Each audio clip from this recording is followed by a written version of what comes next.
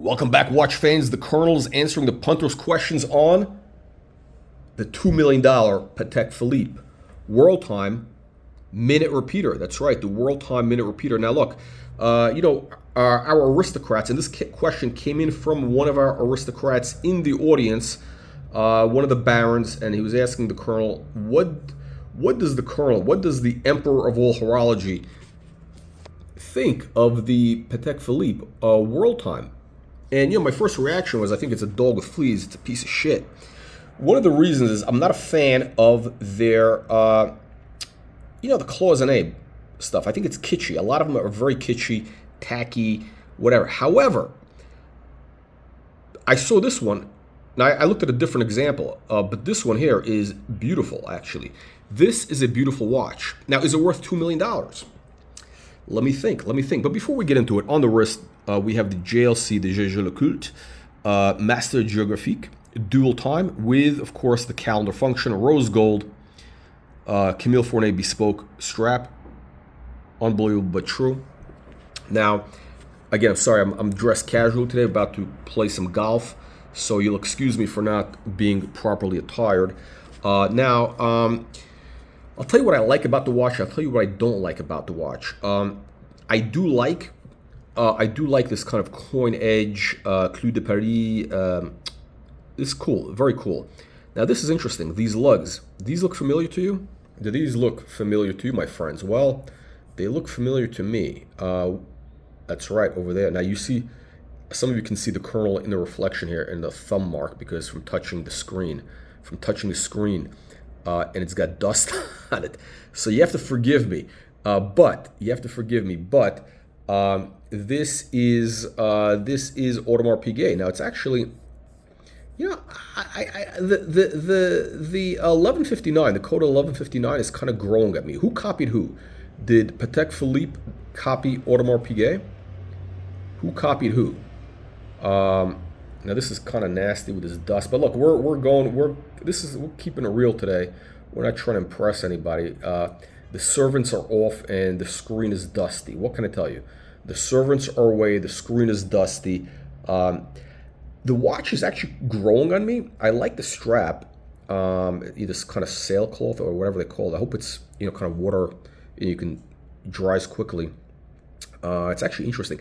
The dial is busy with that, with their stupid stone, whatever they put. Wow, this is a really dusty screen. Somebody said my watches were dusty. One of the punters made a comment that my watches were dusty. Well, my screen is even dustier. Now, you know what? I'll tell you what. For showing these shitter watches, they deserve a dusty screen. When we're showing proper watches, we'll have a clean, polished screen for you punters, you nasty and vicious punters. This watch is actually growing on me. It's about 75 grand. The prices are dropping faster than Bill Clinton's pants in that infamous Arkansas farmhouse. We know what happened in the Arkansas farmhouse in the 80s. That is where Bill Clinton went for, activities. Now this is, look how charming that painting is. You got the little Swiss flag fluttering in the wind. The sun is setting. I mean, that's very romantic. I mean, it really is beautiful. It really is beautiful. And you know what? It's kind of a warm painting, and you have this kind of cold white gold. It kind of works. I'll tell you what I don't like. I think the fonts here are very boring. It's a very boring font. Very boring. Look, for $2 million, you can't hire some font designer. Look, by the way, the Swiss are great at typography. The Swiss are great graphic designers. Okay, they really are. They're the best. Why can't these guys hire some professional? Look at this star. Star is not bad. It's not great. But why can't they hire some professional graphics design people to make a nice font? For $2 million, you can't make a nice font? Come on, guys.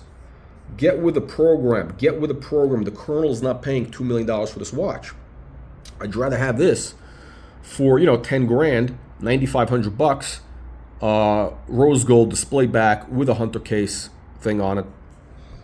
I'd rather have that dual time rather than this. Again, I call this the sex traffickers, sex tourist watch. That's what the world time is, really. So you can see the time for, let's say you're a guy sitting at home in, I don't know, excuse me, let's say Toronto, and you need to know what time is your favorite cam girl coming on in, you know, Bucharest, Romania, or Manila, Philippines, or Cebu in the Philippines, or Bangors, you know? You need to know. Well, this watch will tell you the different time zones. That's what it's for. It's for the punters. Now let's take a look. Let's take a look. Let's give a sticky beak again. We got a dusty screen. We got dusty watches with fingerprints. Wow, wow. Look the details. Gold. Wow. Look at the inlay. Gold inlay.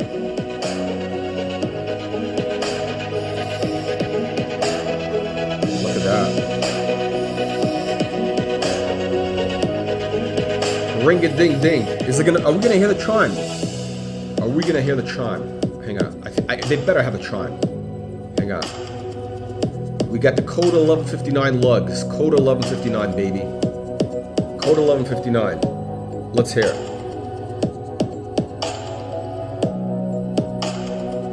Are we gonna hear it? You see the colonel in the background. Oh, they didn't show. What? No repeating? No repeating? This is a disgrace. What a disgrace. What an insult. We don't even hear. I guess only the aristocrats get to hear the repeater. They don't let the peasants. It's not for the peasantry. Not for the peasantry. That's right. The peasants do not get access to hear. It's only reserved for the ears of true aristocrats. Now, my take on this is it's a hard pass. It's 1,000% pass. This is for the tomato cans, the window lickers, the crayon eaters. This is not for the real aristocrat. The real aristocrat will wear a JLC, or, you know, if he wants to stay faithful to Patek Philippe. Look at this. It's 12 o'clock on the nose. And you know what time it is? 8 p.m. in Paris. How do I know? Well, look at this. You see that? It tells me it's 8 o'clock and it's at night because the thing is dark. See the blue? That's what you get with JLC. Now, would you rather have JLC with the rose gold, beautiful rose gold? You see reflections of the colonel. You see the reflections of the colonel. I'm winking at you. You see me right there, baby. Okay, now, that's right. This is a peasant watch. The aristocrat will wear a JLC or Patek Philippe travel time, which the colonel has in yellow gold. By the way, the yellow gold is the proper color for the travel time. That is the proper color. White gold is okay also. White gold is permissible.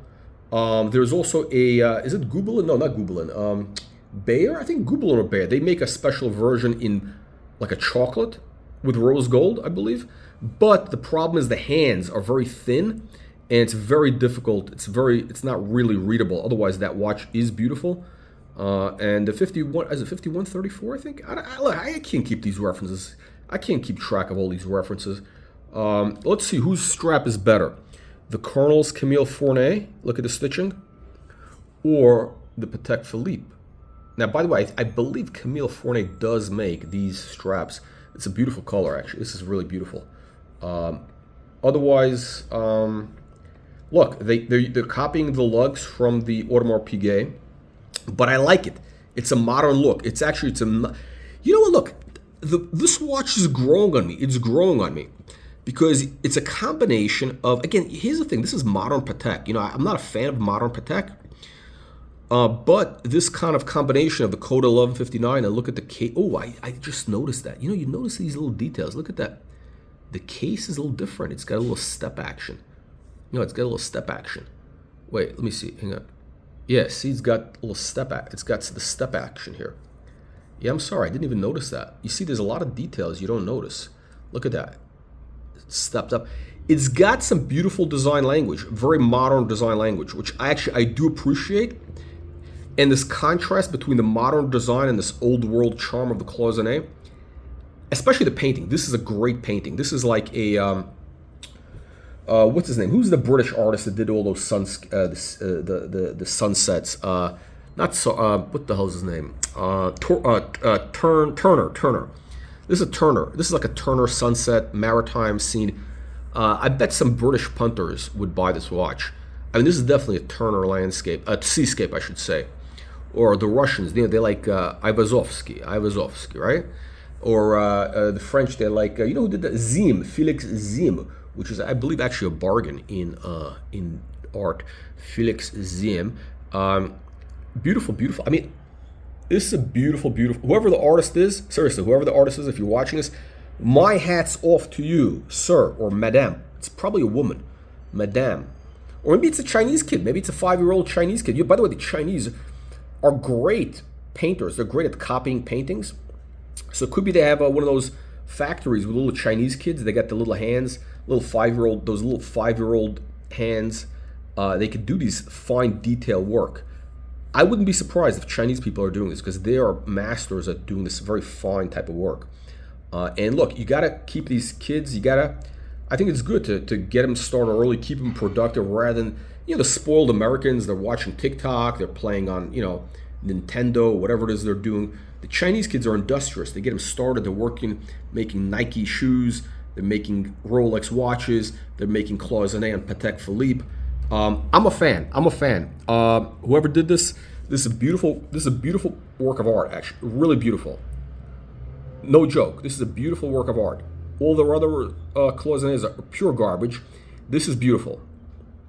The more I look at this, it's amazing. Would I buy this for $2 million? I don't think so. Again, I don't like the fonts. I don't like the typography. I don't like the fonts. I don't think it's worth $2 million. Would I pay 50 grand? I don't know. What do you punters think? Leave your nasty and vicious comments below. We'll see you all in the next one.